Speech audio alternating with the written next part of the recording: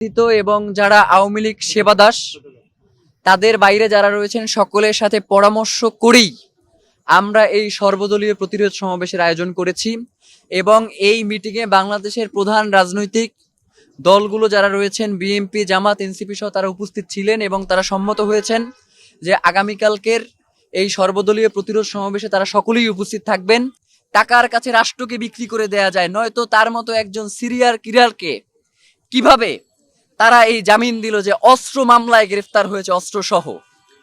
সুতরাং আমরা মনে করছি যে বর্তমান যে আইন শৃঙ্খলা পরিস্থিতি বাংলাদেশের জন্য দরকার, রাষ্ট্রে যারা আইন শৃঙ্খলা পরিস্থিতির দায়িত্বে আছেন তারা সেই নিরাপত্তা বাংলাদেশের জন্য নিশ্চিত করতে পারছেন না। সুতরাং আমরা ইনকিলাব মঞ্চের পক্ষ থেকে আপনাদেরকে জানাচ্ছি যে আগামীকালকের মধ্যে যদি এই আসামি গ্রেফতার না হয় তাহলে আমরা স্বরাষ্ট্র উপদেষ্টা এবং আইনমন্ত্রী এই দুইজনের পদত্যাগ দাবি করছি এবং আমরা সেই সাথে আপনাদেরকে জানাতে চাই যে আগামীকালকে ঢাকায় শহীদ মিনারে ইনকিলাব মঞ্চের পক্ষ থেকে সর্বদলীয় একটি প্রতিরোধ সমাবেশের আয়োজন করা হয়েছে বিকাল ৩টায় শহীদ মিনারে। বাংলাদেশের সকল রাজনৈতিক দল এবং মত যারা বাংলাদেশ পন্থী, কোনোভাবেই যারা ভারতের তাবেদার তাদেরকে আমরা এখানে আমন্ত্রণ জানাচ্ছি না।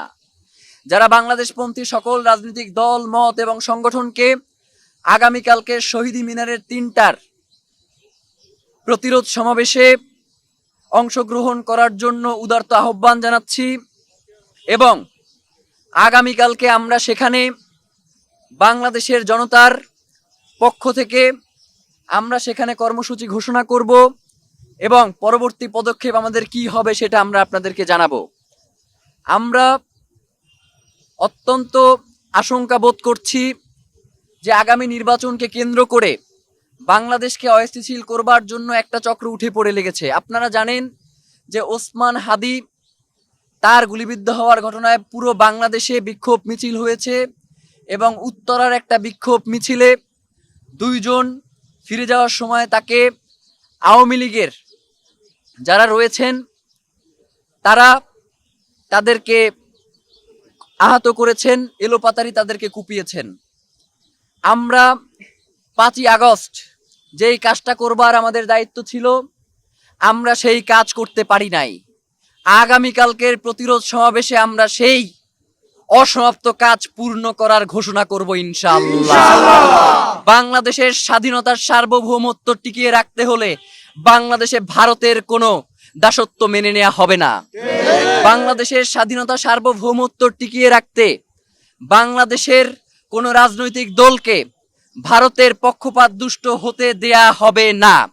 যারাই বাংলাদেশের অবস্থান করে ভারতের পক্ষ নিবে, বাংলাদেশে যেভাবে জুলাই পরবর্তী সময়ে তাদেরকে বাংলাদেশ থেকে বিতাড়িত করা হয়েছে, আপনাদেরকে ঘোষণা করে দিতে চাই যে যদি আপনারা শুধু ভোটের জন্য যদি আপনারা আপনার ভাইয়ের রক্ত ভুলে যান তাহলে বাংলাদেশের জনগণ ঘোষণা করছি যে আগামী কালকে আমরা সর্বাত্মক প্রতিরোধ ইনশাআল্লাহ শুরু করছি।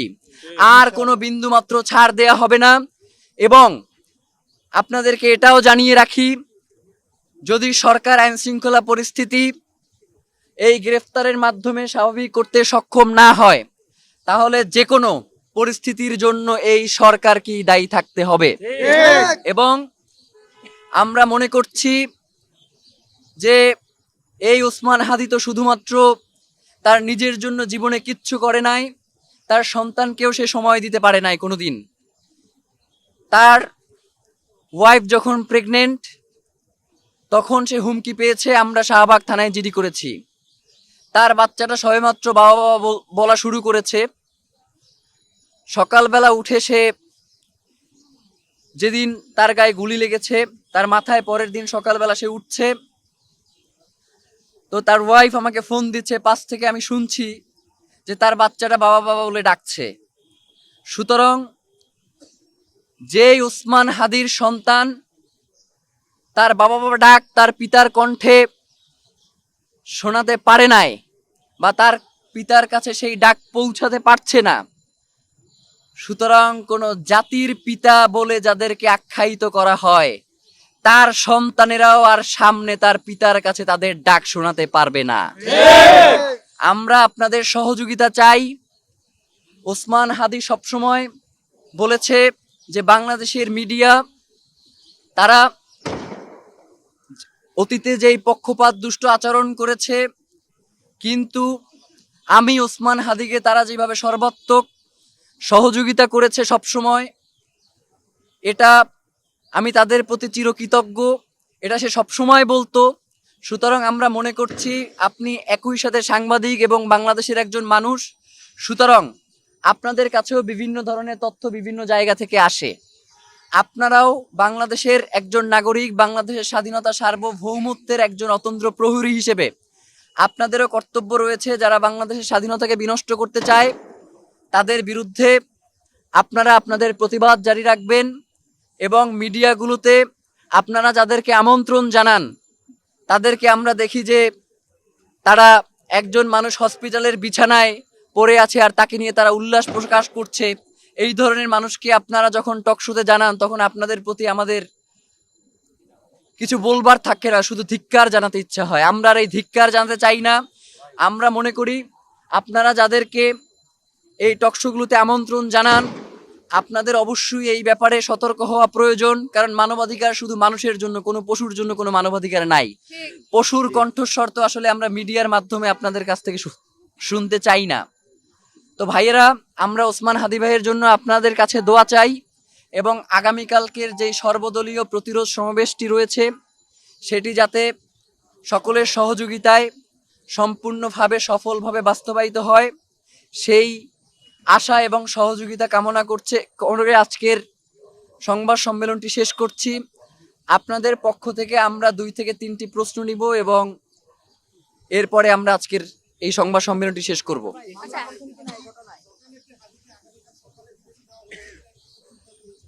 আচ্ছা, আগামীকাল সকালে এখন পর্যন্ত সময় নির্ধারিত হয়নি, কিন্তু হাদি ভাইকে নেয়ার জন্য সরকারের পক্ষ থেকে যোগাযোগ করা হয়েছে এবং তারা সর্বাত্মক সহযোগিতার কথা বলেছেন। এবং তবে সব থেকে দুঃখের ব্যাপার সেটা হচ্ছে আমাদেরকে এই সহযোগিতার জন্য এখনো আর কি অ্যাপ্লিকেশন জমা দিতে হয়, আর কি নিজেদের লিখতে হয়। তো হসপিটালে বসে আমরা অ্যাপ্লিকেশন লিখছি যাতে ওসমান হাদিকে এই সরকার বিদেশে পাঠানো হয়, এবং এটার সিদ্ধান্ত এখন পর্যন্ত চূড়ান্ত হয় নাই। আমরা ইনকিলাব মঞ্চের যে পেজটা আছে সেখান থেকে আপনাদেরকে পৌঁছে দিব বার্তা যে ওসমান হাদিকে কোন দেশে নেওয়া হচ্ছে। তো এক্ষেত্রে বিভ্রান্তির কোনো সুযোগ নেই এবং স্বাস্থ্য বিষয়ক সকল আপডেট আমরা ইনকিলাব মঞ্চের যেই পেজটি রয়েছে সেখানে আমরা অবশ্যই জানিয়ে দিব। এবং আমরা ইতিমধ্যে আরেকটা ব্যাপার আপনাদের কাছে একটু বলি, যে যারা জামিন দিয়েছে তাদের ব্যাপারে আমরা জেনেছি যে তারা বাংলাদেশের একটি বড় রাজনৈতিক দলের নেতা।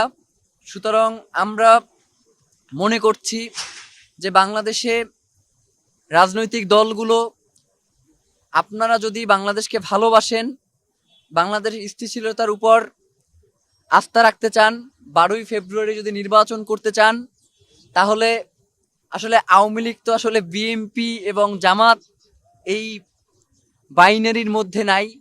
সে তো আসলে আপনাকে মারবেই, এবং আপনার যেই সন্তানরা রয়েছে যারা আগামী দিনে রাজনীতি করবে তাদেরকেও মেরে ফেলবে। সুতরাং আওয়ামী লীগের প্রশ্নে আপনাদের কোনো দ্বিচারিতা আমরা শুনতে চাই না। আমরা চাই যে আপনারা সকলে, অন্তত প্রত্যেকের মতাদর্শ আলাদা হতে পারে, কিন্তু আওয়ামী লীগের প্রশ্নে, বাংলাদেশের স্বাধীনতা সার্বভৌমত্বের প্রশ্নে আপনারা একাত্মবদ্ধ থাকবেন, এটাই আমাদের প্রত্যাশা। এই ঘটনার ক্ষেত্রে যেই ব্যাপারটা, এটাও একটা দুঃখের বিষয় যে গতকালকে আমাকে ফোন করে বলা হচ্ছে যে আপনারা কেস না করার কারণে আমরা আসামি গ্রেফতার করতে পারছি না। তো এটা আসলে বাংলাদেশের কোন ধরনের আইন শৃঙ্খলা পরিস্থিতি বাংলাদেশে বিরাজ করছে, এটা আসলে আপনারা এর মাধ্যমেই বুঝতে পারেন যে ওসমান হাদির পক্ষ থেকে, তার পরিবারের পক্ষ থেকে মামলা না করায় নাকি তার আসামিকে গ্রেফতার করতে পারছে না। মানে এই হচ্ছে রাষ্ট্রের অবস্থা। এখন পর্যন্ত মামলা হয় নাই। তো আমরা মামলার জন্য আমাদের সাথে আসার পথে যোগাযোগ করা হয়েছে, আমরা তাদেরকে আসতে বলেছি এবং অতি দ্রুত মামলা রুজু হবে। তো আমরা মনে করছি যে মামলা তো বাংলাদেশে 2-3 লাখ মামলা এখনো চলমান রয়েছে, এরও হয়তো অনেক বেশি। রাজনৈতিক দলগুলোই তো লক্ষ লক্ষ মামলা রয়েছে। মামলা করলেই যে ইনসাফ প্রতিষ্ঠিত হবে ব্যাপারটা এমন নয়। আমাদেরকে ইনসাফ প্রতিষ্ঠার এই লড়াইকে সকলে একতাবদ্ধ হয়েই কাজটা চালিয়ে যেতে হবে। শুধু মামলা করে, শুধু ব্যক্তি নিরাপত্তা নিশ্চিত করে, বাংলাদেশে 18 কোটি মানুষ, আপনি কয়জনের নিরাপত্তা নিশ্চিত করবেন? আপনাদের উচিত ছিল তো সন্ত্রাসীকে দমন করা। তো আপনি সেইটা নিশ্চিত না করে আপনি 2-4 জনকে নিরাপত্তা নিশ্চিত করতেছেন, আমরা এটা কিছু বুঝতেছি না। এবং আমরা ইতিমধ্যেই জেনেছি যে আওয়ামী লীগের যারা গ্রেফতার হয়েছিল তাদের মধ্যে 95% যারা জামিনে বের হয়ে আসছে। তো 95% বাংলাদেশে আওয়ামী লীগ করে কিন্তু সে সৎ, সে কোনো কুকর্মের সাথে জড়িত নাই, এবং তার ব্যাপারে 2-একটা হামলা মামলার ঘটনা নাই, এমনটা আমরা কোথাও কখনো দেখি নাই। আওয়ামী লীগ সে যে জাউরা, এইটা তো আসলে বলবার কিছু নাই। এইটা তো হচ্ছে সর্বজন স্বীকৃত। স্বাধীনতার পর থেকেই সেই জাউরামি কইরা আসছে, সে হচ্ছে বাংলাদেশের মানুষকে গুম, খুন এবং হত্যা কইরা আসছে। সুতরাং এই আওয়ামী লীগ এই দলটার সাথেই হচ্ছে বাংলাদেশের মানুষের গুম, খুন এবং হত্যার রাজনীতি জড়িত।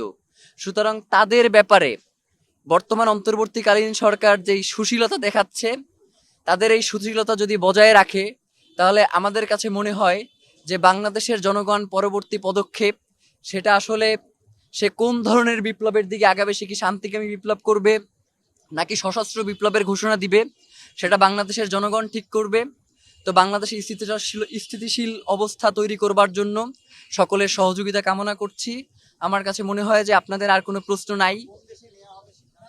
এটা তো আপনাদেরকে বললাম ভাই মাত্রই। এই যে জানিয়ে দেওয়া হবে। আচ্ছা আচ্ছা, এটার ক্ষেত্রে সেটা হচ্ছে ডাক্তারদের সাথে আমরা কথা বলেছি। ডাক্তাররা বলেছে যে আমরা সর্বোচ্চ চেষ্টা করেছি। আমাদের হাতে আসলে বাংলাদেশে যেই ধরনের চিকিৎসা সেবা রয়েছে এর উপরে আসলে আমাদের যাওয়ার কোনো সুযোগ নাই।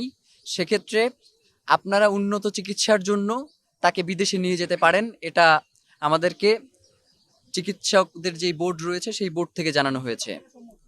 হ্যাঁ, এবং আমরাও এখানে সম্মত রয়েছি, যে পরিবারও সম্মত রয়েছে। তবে একটা কথা বলি ভাই, ওসমান হাদি যদি সেন্সে থাকতেন, তিনি এই এভার কেয়ারের সামনে দিয়েও কোনোদিন হাঁটতেন না। ওসমান হাদি জীবনে কখনো উচ্চবিলাসী ছিলেন না, এমনকি তার নিজ রোজগারের বাইরে 1 টাকার কোনো দুর্নীতি কারো কাছ থেকে নেয়া এমন কোনো অভিযোগ কখনো আসে নাই, এবং ওসমান হাদির টিমের নামেও কখনো আসে নাই। ওসমান হাদি বাংলাদেশের সকল গোয়েন্দা সংস্থা থেকে তার এই আহত হওয়ার আগেও যে সাক্ষাৎকার দিয়েছে সেখানেও সে জানিয়েছে যে আমার টিমের বিরুদ্ধে আপনি যদি 1 টাকার কোনো দুর্নীতি, কোনো অসততার প্রমাণ করতে পারেন, তাহলে আমি ওসমান হাদি এবং আমার টিম ইনসাফের এই যে লড়াই করছি সেই লড়াই থেকে আমরা ইস্তফা দিয়ে যাব। সুতরাং বাংলাদেশের প্রশ্নেই ওসমান হাদিদের দরকার, যার কারণেই আমাদেরকে সিদ্ধান্ত নিতে হয়েছে যে ওসমান হাদিকে বিদেশে পাঠানো দরকার। ওসমান হাদি সেন্সে থাকলে তাকে কখনোই আমাদের পক্ষে বিদেশে পাঠানো সম্ভব ছিল না। কারণ আপনারা জানেন ইতিমধ্যেই ওসমান হাদি তার নির্বাচনী তফসিলে 2টা ঘোষণা দিয়েছিলেন। একটা হচ্ছে যে সরকারের যারা যায় তারা যেই ট্যাক্স ফ্রি গাড়ির সুবিধা নেয়, ওসমান হাদি ক্ষমতায় গেলে কখনোই এই ট্যাক্স ফ্রি গাড়ির সুবিধা নেবেন না। এবং এই যে কিছু হলেই চিকিৎসা গ্রহণ করতে বিদেশে যাওয়া, মাথা ব্যথা করলেও ওসমান হাদি কখনোই এই চিকিৎসা সেবা গ্রহণ করতে ইচ্ছুক ছিল না। কিন্তু রাষ্ট্রের অতি প্রয়োজনে, এবং আমরা মনে করছি যেহেতু সে এখন আর শুধুমাত্র ইনকিলাব মঞ্চের সম্পদ নয়, সে তো বাংলাদেশের সম্পদই হয়ে উঠছে। সুতরাং বাংলাদেশের জনগণ যেহেতু মনে করছে তাকে বিদেশেই পাঠানো দরকার, সুতরাং আমরা ইনকিলাব মঞ্চ তো সবসময় বাংলাদেশের জনগণের রাজনীতিই করি এবং জনগণের কথাই বলি। সুতরাং সেই ক্ষেত্রে আমাদের তাদের বিরুদ্ধে যাওয়ার কোনো সুযোগ ছিল না, যার কারণে আমরা তাকে বিদেশে পাঠাতে সক্ষম হয়েছি। নয়তো আমরা দফায় দফায় মিটিং করেছি যে কোনোভাবে বাংলাদেশে রেখে তার চিকিৎসা সেবা নিশ্চিত করা সম্ভব হয় কিনা, কিন্তু আমরা আসলে বাংলাদেশের মানুষের কাছে নিজেদেরকে আসামির কাঠগড়ায় দাঁড়াতে করতে চাই না। এই কারণেই শুধুমাত্র আমরা সম্মত হয়েছি তাকে বিদেশে পাঠানোর।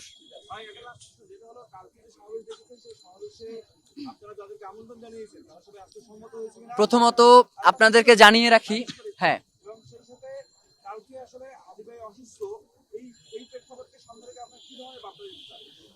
আচ্ছা, প্রথমত সেটা হচ্ছে আমরা বিএনপি, জামাত, এনসিপি সহ বাংলাদেশের সকল রাজনৈতিক দলের যারা শীর্ষে অবস্থান করছেন, আওয়ামী লীগ ব্যতীত, এবং যারা আওয়ামী লীগ সেবাদাস, তাদের বাইরে যারা রয়েছেন সকলের সাথে পরামর্শ করেই আমরা এই সর্বদলীয় প্রতিরোধ সমাবেশের আয়োজন করেছি। এবং এই মিটিংয়ে বাংলাদেশের প্রধান রাজনৈতিক দলগুলো যারা রয়েছেন, বিএনপি, জামাত, এনসিপি সহ, তারা উপস্থিত ছিলেন এবং তারা সম্মত হয়েছেন যে আগামীকালকের এই সর্বদলীয় প্রতিরোধ সমাবেশে তারা সকলেই উপস্থিত থাকবেন।